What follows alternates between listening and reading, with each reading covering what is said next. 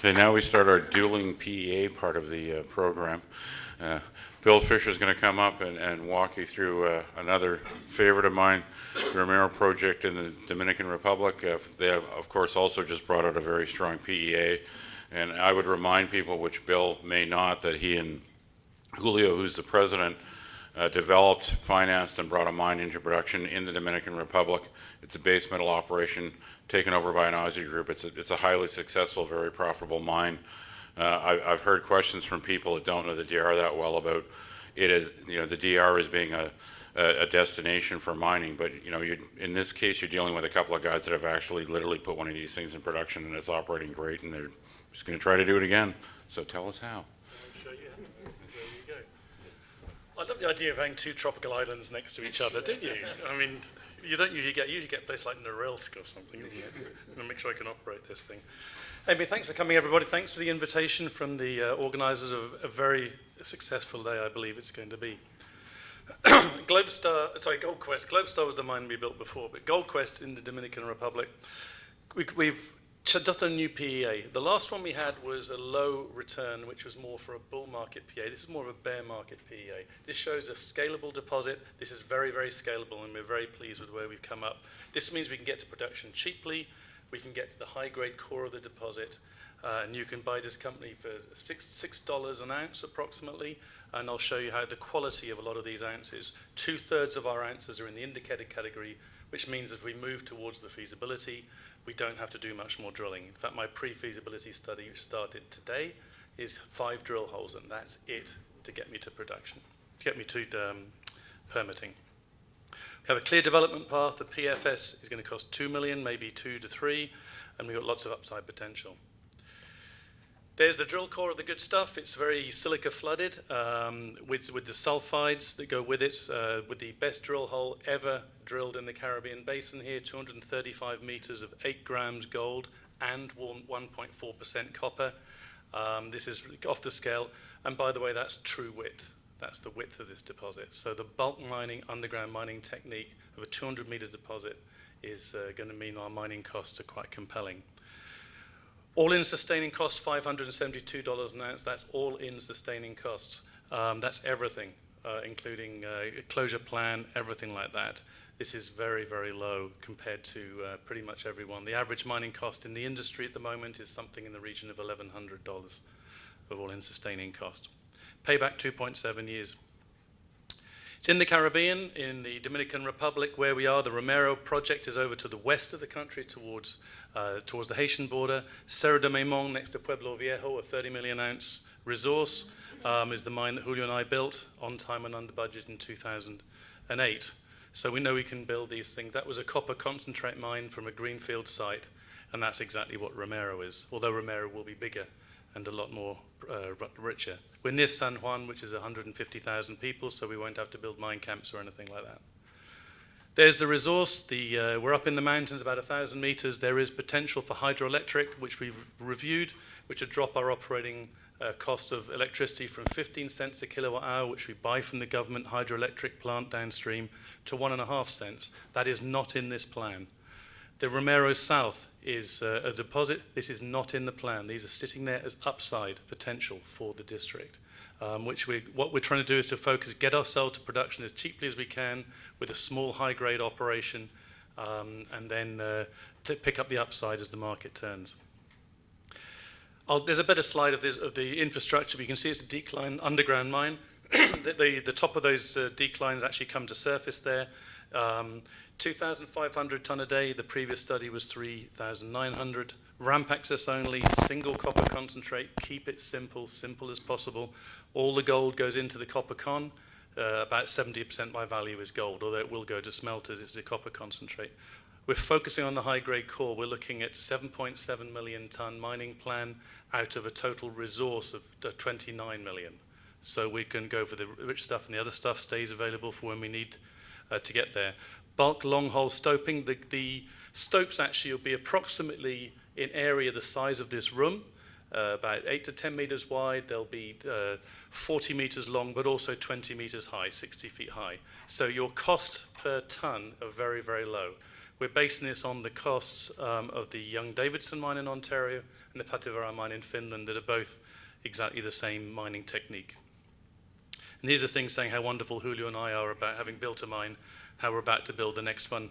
But I think also as well from my own point of view that this is a brand new discovery. We discovered this ourselves in 2012. I was also chairman of Aurelian, which was very successfully discovered in the mid-2000s, which we sold to Kinross for 1.2 billion as well. So, and also discovered a mine in Brazil, which is now being developed by Votorin team. Julio is a mining engineer, geologist, Dominican national. His great-granddad was the president of the country, so we have connections. And the last mine we bought out from the social point of view, we had to buy out 55 farms. Just think about that, how much effort that must have taken to successfully buy out 55 farmers. We only need to buy out 12 in this case, so it's not too bad, and they all work for us anyway.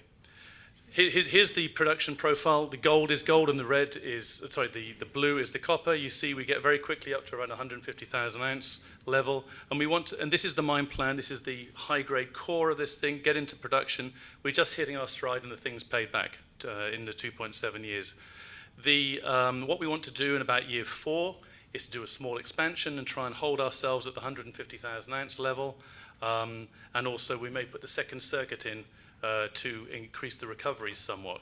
But we can do that in year 4, not in year -2 where we are sitting right now. So we can scale the mine, and don't forget there's 66% of the resource is still sitting out there unmined, which is only a 34% contemplation. So all that upside is sitting around the infrastructure. There's the upfront capex, 143 million US to get this thing to production.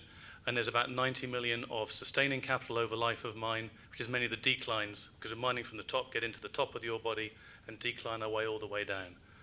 So it's for what we're trying to do, it's quite a low capex. The margin, now this is a nice thing about low all-in sustaining costs. 572, the very low mining costs we have here per ton are due to the bulk mining technique. This is slightly lower than the Young-Davidson cost, slightly higher than Pativara in Finland, where labor cost is, you can imagine, is expensive, when all the development is in the sustaining and closure costs in there. So, you know, our costs are very, very low per ton. So these are well defendable. If you take the copper to pay for some of the costs on a sort of byproduct basis, the all-in sustaining cost is sub 300. But I'd rather use the copper on the credit side. But anyway, 572 is pretty good when you're getting there. It works at 900 gold, still 20% IRR. The line at the top is the rates of return. So at 900 gold, your 22% rate of return after tax. So basically, if the gold price goes down, we'll be one of the last to fall off the table. We know what to do. That was the time frame we took to go to the Dominican to get the Serra de Maimon mine built from a greenfield site. Here we go. We're at the PEA point right now. This document will be the one that will get us the mining permit. Then we need the environmental permit, which will be a pre-feasibility study level of disclosure. Then we start the 12-month permitting process. That will be, I hope, finished by about November. So we're accelerating very fast to get this thing done. So this is this time frame. We should be able to achieve 2019 comfortably. This is actually an extra year on the time we took at Serra de Maimon, so it could be well in 2018. Where's the potential? We're only using 34% of the resource. There's the grade, 5.4 grams underground bulk mining grade, which is very good. Young-Davidson is running at 2.65 grams per ton. All this resource is surrounding it. This is what we will go for if we get any love in the market and the gold price goes up, or we amortize, which of course we will. We'll be able to get a lot of that. And again, even more, Romero South and the inferred resource. We also have the whole belt here. If you look in the south part of the deposit, you see the belt here, it's 50 kilometers long. You see where Precipitate and Ginger Ridge made a discovery last year. So we have the Romero discoveries. We did the first airborne survey ever of the whole district, end to end, in last year. What you see there in the geophysics is probably the world's largest IP geophysical program of the last 3 or 4 years in the world, looking for more Romeros. And we found big systems. La Bestia and Imperial systems are way bigger than Romero, but we haven't found the high-grade core yet. They found the big cloud of pyrite surrounding, which surrounds Romero So hopefully we find some more in the district. It's 50 kilometers long. Chances are we have a mining district here. So how do we stack up? On the capital front, we're right where we should be. That's the right amount of capital deployed for the amount of ounces produced. Very few 30% IRR, and even fewer ones at 50 or 60% IRR. But that's great, but there's not that many of them. We have the capital payback period sub 3 years, which is the right part of the market to be in. But we haven't really been given the love in the market yet. We're getting for the PNAV of the project, we're about 0.07, where the peer group here is sitting about 0.31 for the developers crowd. So we believe that we should be able to, as we demonstrate the project and move to pre-fees, we should be able to re-rate ourselves into the middle of this market. So there we go, compelling economics, fully scalable deposit, really important to be scalable. As you said, you can with stoping, you can be scalable as much as you like. We know what we have to do. Clear development path with the pre-feasibility study will cost me around $2 to $3 million, not 30 million, $3 million. And the feasibility we should be able to do for $4 million, and I'll do that and raise some money and go and buy the land, so we'll be fully permitted maybe a year after the pre-fees. And lots of upside. I think I've shown you that.